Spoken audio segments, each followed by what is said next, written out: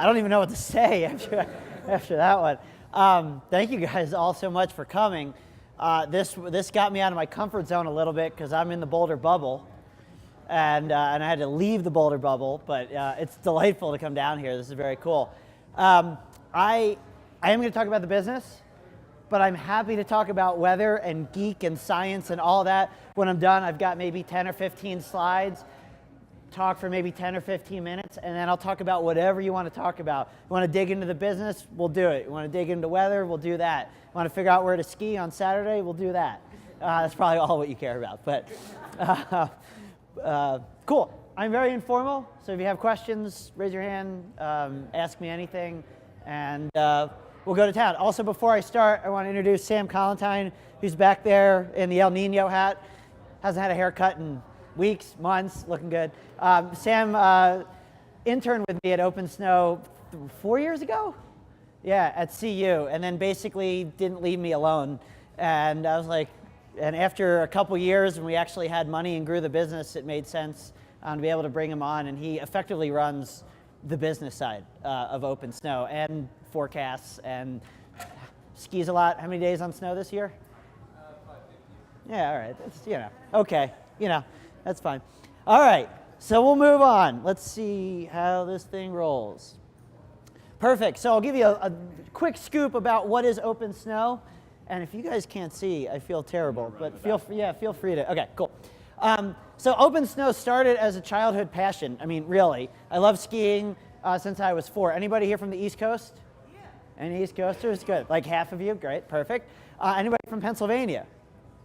Ooh, okay, hold that thought. So I transitioned from East Coast non-powder to West Coast powder and decided that West Coast powder was way more fun than East Coast non-powder. So I grew up outside of Philly. So where are you guys from? Pittsburgh, I'm sorry.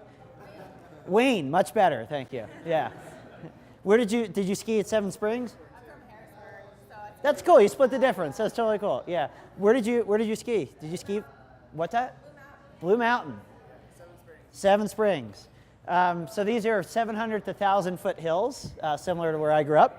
I was a ski racer. I was not very good because I didn't like taking chances going fast and potentially hurting myself, which basically killed my ski racing career. But skiing made me love snow, and I love meteorology, so I went to school at Penn State for meteorology. I then came out here to CU for grad school in environmental studies and also an MBA. I was lucky when I started. They started a dual degree program. 2 years usually for an MBA, 2 years usually for an environmental studies master's. Dual degree was 3 years total, so you kind of cut off a year. So that was pretty cool. And my dream, hey, weather, business, maybe I can merge the two. And I'm very lucky to have been able to do that. In my first powder experience, I had to wait 16 years since my first day on snow at age 4, Alpine Meadows. Tiny skis, race skis, because I didn't know any different at the time. And then I skied a slope with about 15 inches of snow and fell maybe 10 or 15 times in one run because I had no idea how to ski powder. I rectified that situation for now. All right, so what do? You guys probably know this. I write the Daily Snow. It's an overview of where it's snowing and where it's going to snow in Colorado. Open Snow makes inch-by-inch forecasts day and night, and for places all over the country, including Colorado, and we produce fun little maps like this called the Powder Finder. All right, so that's a little bit of background. So where did all this start? This was a classic scratch-your-own-itch type of business. When I graduated from grad school, I worked for a hurricane and earthquake insurance company. What? Well, I was a risk analyst helping them with pricing models, looking at the risk of earthquakes or hurricanes, not necessarily in Colorado, but on the West Coast or in the East Coast, figuring out how to price. That's actually a really good job for a meteorologist. I get to use the science, I get to do some business. It was in Boulder, I got to bike to work, they paid me fairly. Like, this is a pretty cool gig for a mid-20s guy out of grad school, right? But during that time, I fell in love with powder, skiing, and then 2 things happened. I missed 2 really big powder days. One was at Vail. I skied a good day. A local, my friend's uncle, said, hey, Joel, you think it's going to be another powder day tomorrow? And I said, no, I looked at my models. I'm going back to Boulder. It's not going to snow again. And this guy had lived in Vail for 30 years, and he kind of just looked around. He's like, nah, it'll snow another 6 or 8 inches. Wind will blow it around. It'll be another powder day tomorrow. I was like, you're out of your mind, local yokel guy. And I drove back, and I went over Vail Pass, and it was absolutely nuking, and I realized that I made a grossly wrong decision. So that pissed me off. Like, why does this guy locally know more than somebody who's looking at all these models? The second thing that happened in 2005 was Steamboat got 48 inches in 48 hours in November, late November of 2005. And I was skiing in Breckenridge at the time, 6-8 inches, early season. It was fun. My friend calls me from Steamboat, says, I just skied in booby deep snow. She's not that tall. She's normal height. And I was like, why? Like, how? Nobody even came close to predicting 48 inches in 40. Like, why did this happen? I know weather science isn't perfect, but God, I mean, we got to be better than that, right? So that made me so mad that I just started trying to figure out how to forecast snow personally. I'm an only child. I'm selfish, right? I just want the powder. So I spent years trying to learn it, read discussions. How do you learn? You try to make a forecast. You tell your friends, we should all go ski here. And then when it doesn't snow like you thought it was and your friends all make fun of you, that's a really good way to learn and go back to the drawing board and figure out how to make it snow or how to forecast. So anyway, I put all this stuff together, and one Thursday night, actually Tuesday night apparently, Tuesday, December 18th of 2007, I wrote an email to 37 friends. And I said, hey, I've been working on this forecasting gig for a couple years. Here's where I think we should ski this weekend. Who do you need? Kevin? Cool. Anybody else want pizza? So I emailed my friends, and I said, here's where I think we should ski. And I got a couple responses. Remember, these are friends. These aren't rando strangers, right? These are people I know well. So one friend said, hey, like, this is a kind of a cool idea. Maybe this will go somewhere. My friend Tamra, who's the one that skied in booby deep snow that I've known since college, said, this is the biggest jinx. Now all mountains will receive 10 inches of rain. Okay, great, good feedback.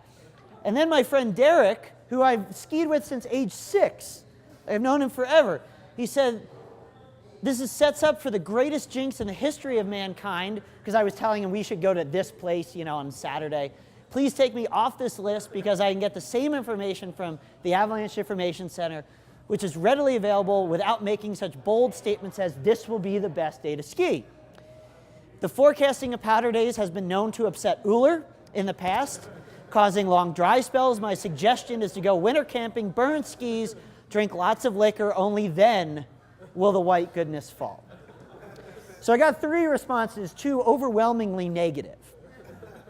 And so I just continued to send these emails every week because I enjoyed it. And, I got 1 positive response, so that's a good thing. Derek. So this is where it started, and I'll go through this, but I want to kind of leave this up there for just a second to show you the transition from 37-person email list down to almost 2 million unique people visiting the site, not just Colorado, right? All of our forecasters all across Open Snow, but almost 2 million people, and we'll go over that this year. So how do we get from here to here? Good question. Glad you asked. That's why I'm here to tell you about it. So in here, I was just working full time, just doing this once a week email thing because I loved it, right? It was just fun. Now, 500-person email list sound like that's pretty cool. It doesn't necessarily make a business the way I was doing it. And here's a little funny part about this. Gmail, at least at the time, only would allow you to put 100 recipients on an email at a time to prevent spam. So at this point, I didn't have like MailChimp or any other email software. I was just emailing people. So I had 5 compose windows open, and I would just write the email and then copy and paste it to 5 different windows and segment that. I mean, it was horrific. Like, there was no business, right? Like, this was just fun. So in here, 2009, I got a call from a reporter. Reporter said, hey, Tim Mutry is in Aspen. I freelance write for ESPN. Love to do a story about what you're doing and the storm coming up. Great. I talked to him for a few minutes. I'm in the conference room at work. by the way, at the insurance company, right? Like, I'm like, oh yeah, I'll have an important call, right? Close the door. So I'm talking to him, and at the end he says, where can I send people to learn more about your site or your service? And I was like, well, people just email me to get on the list, right? Like, but I had bought the domain coloradopowderforecast.com. So I was like, all right, when are you publishing this article? And it was in the afternoon. And he said, I'm publishing it tomorrow morning. I was like, all right, send him to Colorado Powder Forecast. So I locked myself in the conference room for 3 more hours and made it. I mean, I'm not a real coder, but I knew enough to get a blog up on WordPress and all of that. So Colorado Powder Forecast went live with an email sign-up link overnight, and that was kind of the next deal. And also concurrently in here, I didn't love the insurance company. Not because they were a bad company or bad people. It wasn't my passion. So here's this thing that's actually really fun that I'm doing, and reporters are starting to call me. Here's this thing that pays me, but I don't really like. And I was like, oh, God, okay, what do we do? I'm 28. I have no dog. I have no wife. I have no girlfriend. I own a condo and I have a roommate that pays half the mortgage. I live in Boulder, so there's all of this technology, entrepreneurship stuff going. Techstars was just starting. It's like the sexiest, coolest thing to be an entrepreneur and do this. And I'm just thinking, all right, if there's ever a time to try to pursue this, life is not going to get less complicated, right? Like, there's no guarantee that it worked, but life wasn't going to get less complicated. So I quit my job. On January 21st, 2010, my dad asked, hey, totally support you, just wondering how you're going to make money. Nope, no problem, just like, how are you going to make money? I was like, I don't know. Like, in truth, I kind of did know in some way. The analog business is Surfline. They've been around for maybe probably about 20 years or so. They do what we do, but for surfing. They make money through advertising and subscription. So like, all right, well, one of those should work, right, at some point. But even with 28,000 people visiting a website, does that make a real business? I mean, if all 28,000 people paid me, like, yes. But just 28,000 people in an advertising business, that doesn't work at all, right? You need hundreds of thousands, really. So it was touch and go in here. But I'll tell you what, the best part of the 2010, or the 2009-2010 season was, I skied 78 days. I mean, what else am I going to do, right? Like, I quit my job, and we went to town. So anyway, it was called Colorado Powder Forecast, CPF. And then in here, something happened. We were growing, which was great, but I found out that my business model in quotes, because it was more of just like back of the envelope type of calculation, was horrifically off. I took media kits from ski magazines, Skiing and Ski and Free Skier and others, and looked at what they were charging for ads. I was like, oh, cool. Like, you know, it's a cost per thousand. So they're charging $35 per 1,000 views. I was like, great. So I did a quick, calculation. I was like, oh, I should be able to make some money on that. And then I started talking to some people, and a friend at one of the magazines laughed at me when he heard that I used that calculation. He's like, oh, no, man, nobody ever pays the rate that's on the rate card. That's just, to start the conversation. Then we put a package together, and they spend like half or a third of that, on there. So, oh, okay, that's good to know. So I wasn't making very much money, but I got emails from people that said, hey, Joel, I love what you do. Check out this guy, Brian, in Tahoe. He's doing what you're doing, just in Tahoe. Kind of an obscure blog that only locals would know. Or somebody in Utah. And I call these people, and we'd all have the same story. Hey, we love what we do, but we're not making much money. 5, 10 grand a year, 15,000. It's nice, side money, but it's not real money. And so I realized, well, the only way that we're ever going to get this thing to be a real business is if we team up. And that's the genesis of the name Open Snow, to get everybody together, basically. So, that's Open Snow. We did a rebrand because our designer said that this would never scale, even though that was my logo, and I fought him for it for 6 months. And okay, fine, that's fine. Yeah, I'm not a designer, so it's fine. So let me take you through how we make money. How we made money and how we make money. So that year that I quit my job, we did make a little in advertising. A couple resorts. Copper, I think, was the first one that emailed me and said, hey, can we put an ad in your email? I was like, oh, awesome. Only years later did I realize that I was underpricing it by probably 3x or something like that. But at the time, I'm thrilled to have any money. But the balance of the money is consulting. I use that term loosely because really it was do anything related to weather that somebody will pay me for. Ski Magazine wants me to write an article about El Nino and is going to pay me $190. Boom, you got it. Happy to do it, right? On the Snow, a competitor wants me to write a series of articles about why it snows and all. Oh, you're going to pay me a couple $1,000s for 10 or 20? All right, happy to do it. The cool thing was that they all allowed me to put my byline on there, Joel Gratz, meteorologist, ColoradoPowderForecast.com. So it wasn't all lost, right? I could brand a little bit. But I was effectively working for competitors just so I could make some spending money, living money, basically. And so the next year, 2010, 2011, that's a misnomer, subscriptions, because it wasn't a subscription. It was, oh, please, will you donate to me at the end of the season? That would be really cool if you just gave me $20 and I'll send you a t-shirt if you do. Made a couple, I don't know, $4,000, $5,000, $6,000. A very nice fan owned a t-shirt company. He's like, hey man, I'll give you the t-shirts for a couple bucks each. You know, just give them away for people that pay you 20 or 30 bucks for the year. I was like, okay, that's great. So, you know how long it takes to ship hundreds of t-shirts?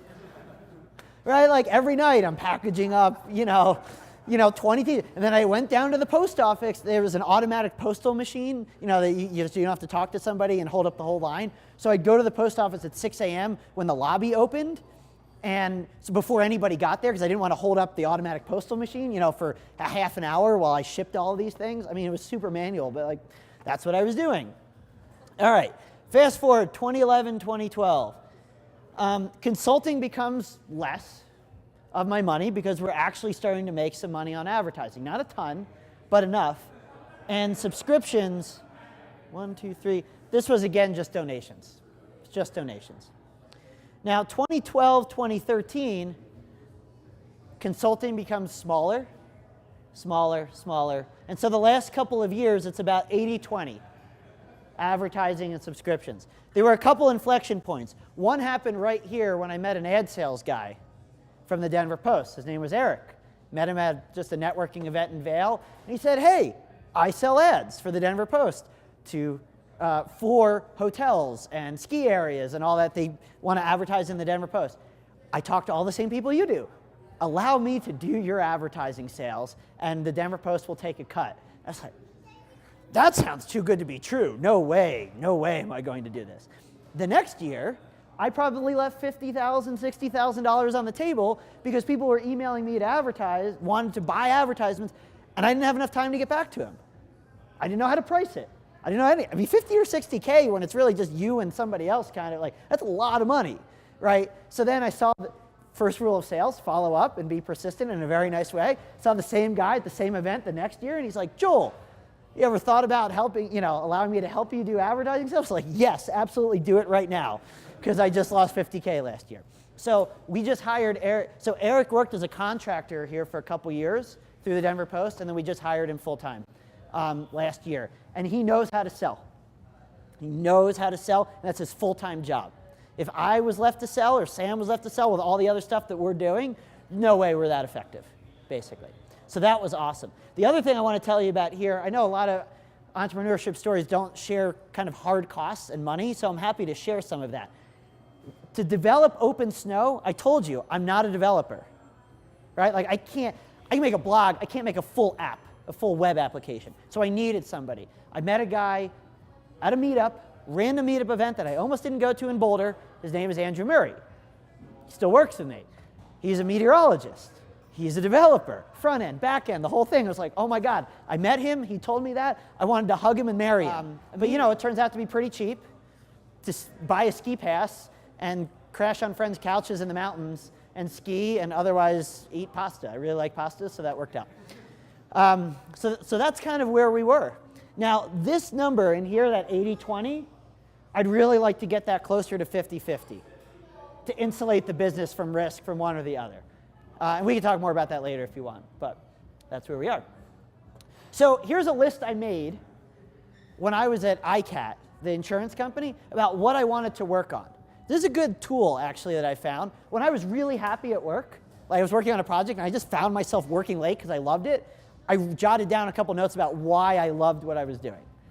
And conversely, when I was working on something that sucked, I hate this. Okay, why? Like, why exactly and I wrote that down too. And after a couple years, I kind of developed a list of like, this is what I want to work on that will make me happy. The first thing is weather. As you can tell, I like weather. If I'm not working on weather, I'm just not going to be as motivated. It's just the deal.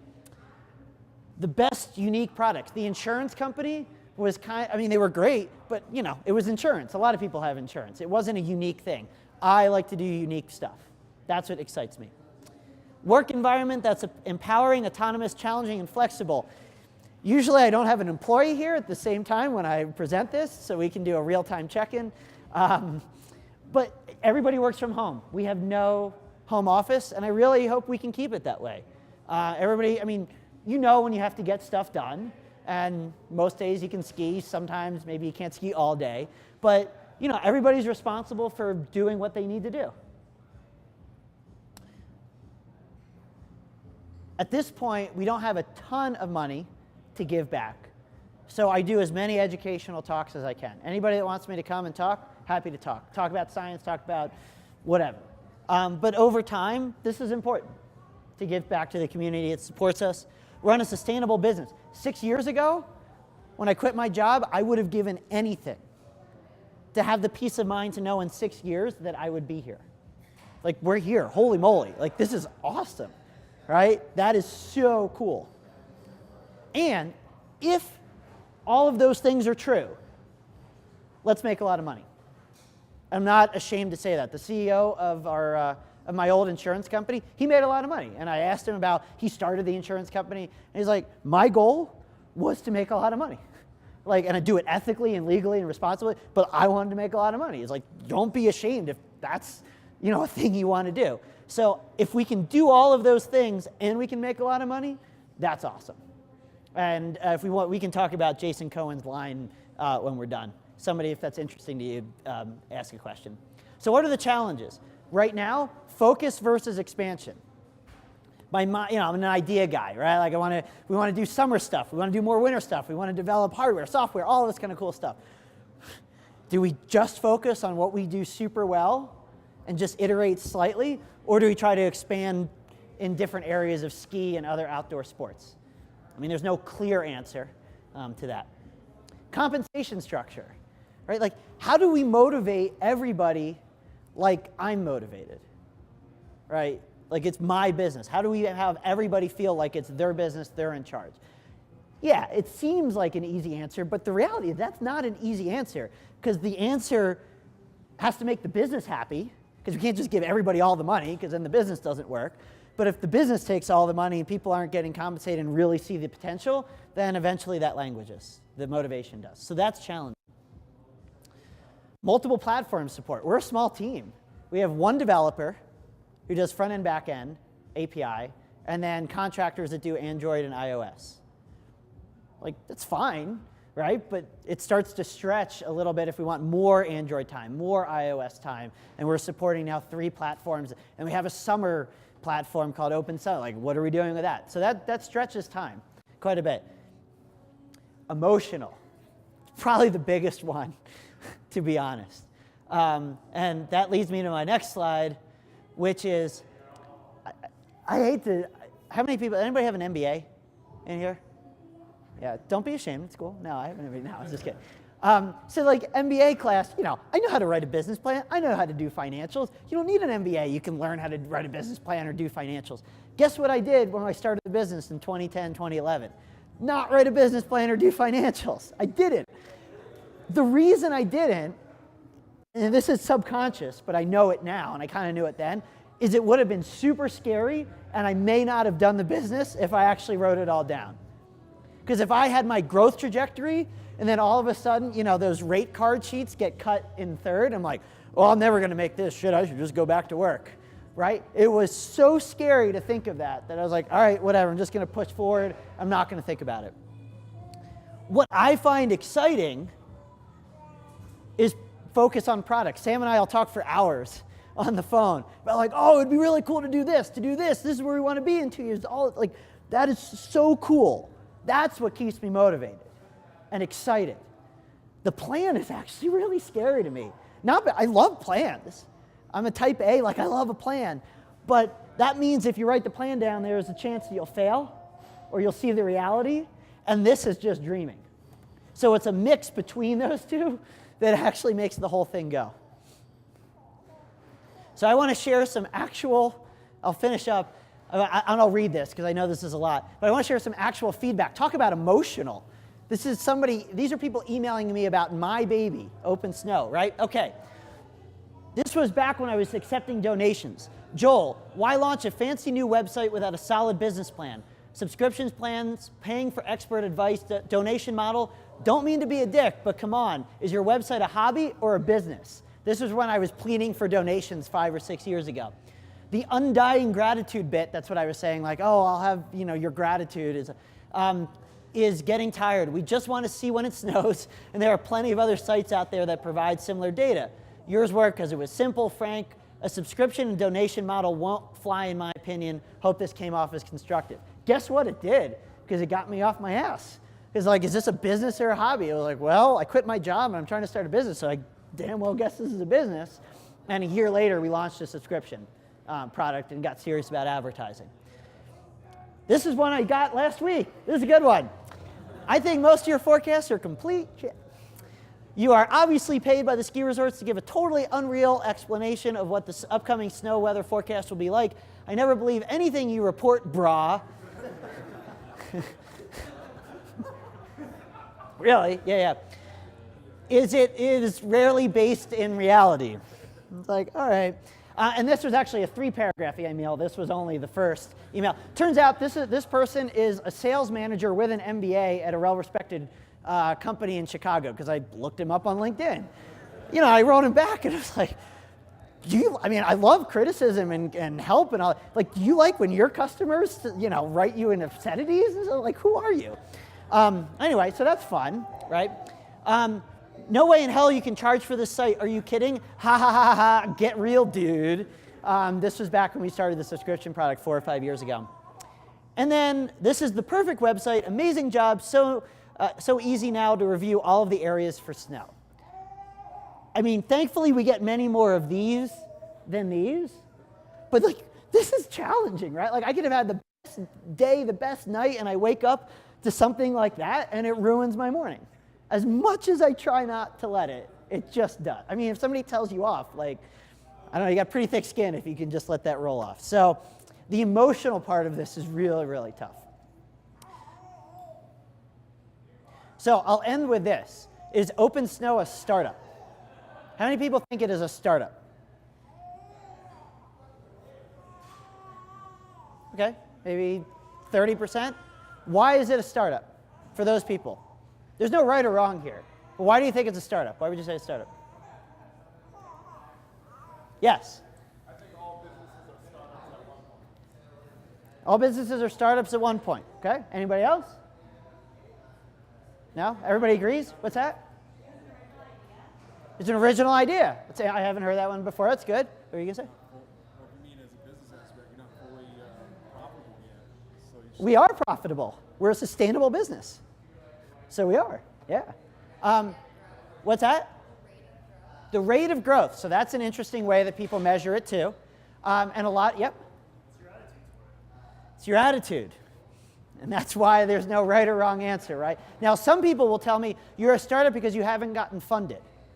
Or you're, by outside money. Or, this was a good one, you're a startup because you haven't gone public. I was like, well, I don't know if this is going to happen for a long, long time. Yeah, right. A lot of stuff has to go right for a long time for that to ever happen.